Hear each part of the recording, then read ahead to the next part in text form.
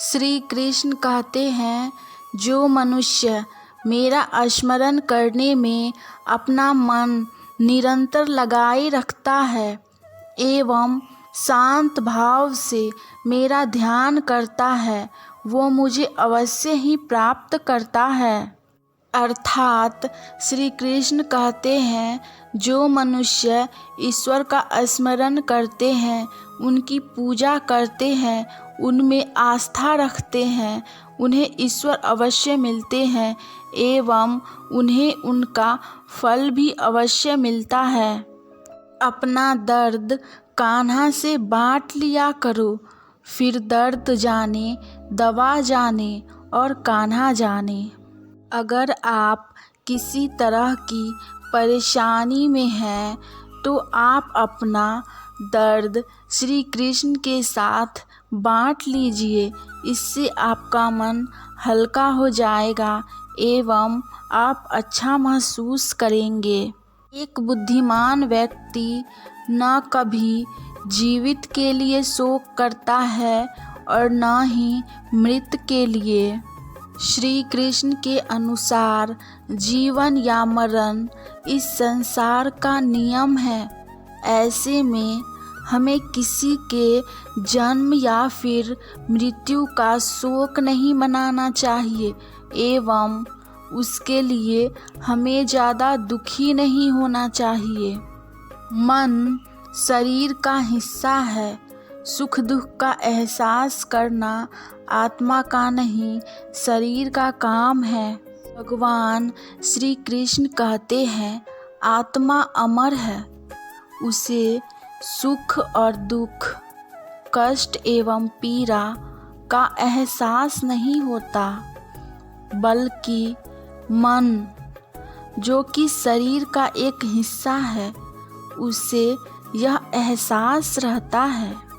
मुझे क्या परवाह जमाना क्या कहता है, मुझे ये पता है कि कान्हा मुझे अपना कहता है। अर्थात एक व्यक्ति जब सच्चे मार्ग पर चलता है तो उसे काफ़ी कठिनाइयों का सामना करना पड़ता है और दुनिया वाले चाहे जो भी कहे, हमें ईश्वर पर भरोसा करके आगे बढ़ते रहना चाहिए। जो व्यक्ति मुझ में श्रद्धा नहीं रखते, वे मुझे प्राप्त नहीं कर पाते हैं। अतः वे इस भौतिक जगत में जन्म मृत्यु के मार्ग पर वापस आते रहते हैं। अर्थात जो व्यक्ति भगवान पर भरोसा नहीं रखते, वह कभी भगवान के बारे में नहीं समझ पाएंगे और वह इस संसार में जीवन मृत्यु के चक्र में हमेशा फंसे रहेंगे। शरीर त्यागते समय मनुष्य जिस जिस भाव का स्मरण करता है, वह उस भाव को निश्चित रूप से प्राप्त होता है। हम सभी मनुष्य मृत्यु के समय जिन भावों का स्मरण करते हैं, हमें अगले जन्म में उसी रूप या भाव की प्राप्ति होती है।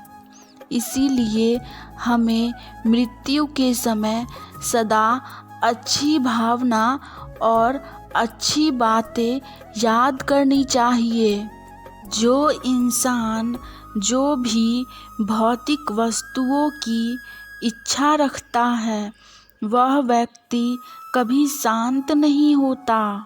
हम यदि किसी भी चीज़ या धन के पीछे लालच करते हैं तो हम कभी शांति से नहीं रह पाते हैं। जीवन में सुख दुख, लाभ हानि और विजय पराजय को समान समझकर अपने कर्तव्य करने चाहिए। इससे आपको अपना कर्तव्य करने से कभी पाप नहीं लगेगा। हमें अपने जीवन में अपने कर्म के प्रति कभी पीछे नहीं हटना चाहिए। जो हमारा कर्तव्य है उसे हमें अवश्य ही करना चाहिए।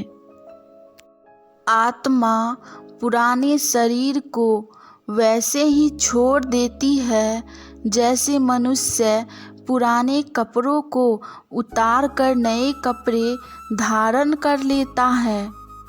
जैसे हम पुराने कपड़े बदल कर नए कपड़े पहनते हैं, ठीक उसी तरह आत्मा भी पुराने शरीर को छोड़कर नए शरीर में प्रवेश करता है। यही सृष्टि का नियम है। एक योद्धा को अपने कर्तव्य को ध्यान में रखते हुए कभी डगमगाना नहीं चाहिए, क्योंकि एक योद्धा के लिए युद्ध से बढ़कर कुछ भी शुभ नहीं होता। एक मनुष्य को अपने फायदा के लिए एवं स्वयं के अहंकार के लिए कभी दूसरे मनुष्य को नुकसान नहीं पहुंचाना चाहिए। जिस मनुष्य का मन दुख से विचलित होता है, जो सुख की लालसा नहीं करता है और जो राग, भय और क्रोध से पूरी तरह मुक्त है, उसे स्थिर बुद्धि का प्रबुद्ध संत कहा जाता है। आप उनके लिए शोक क्यों करते हैं जो दुख के योग्य ही नहीं है? क्योंकि एक बुद्धिमान व्यक्ति ना तो किसी के जीवित के लिए शोक करता है और ना ही किसी की मृत्यु के लिए।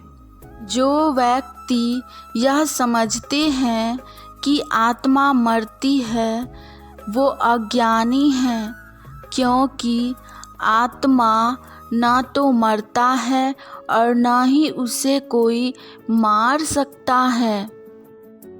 जिंदगी के इस रण में खुद ही कृष्ण और खुद ही अर्जुन बनना पड़ता है। रोज अपना ही सारथी बनकर जीवन के महाभारत में लड़ना पड़ता है।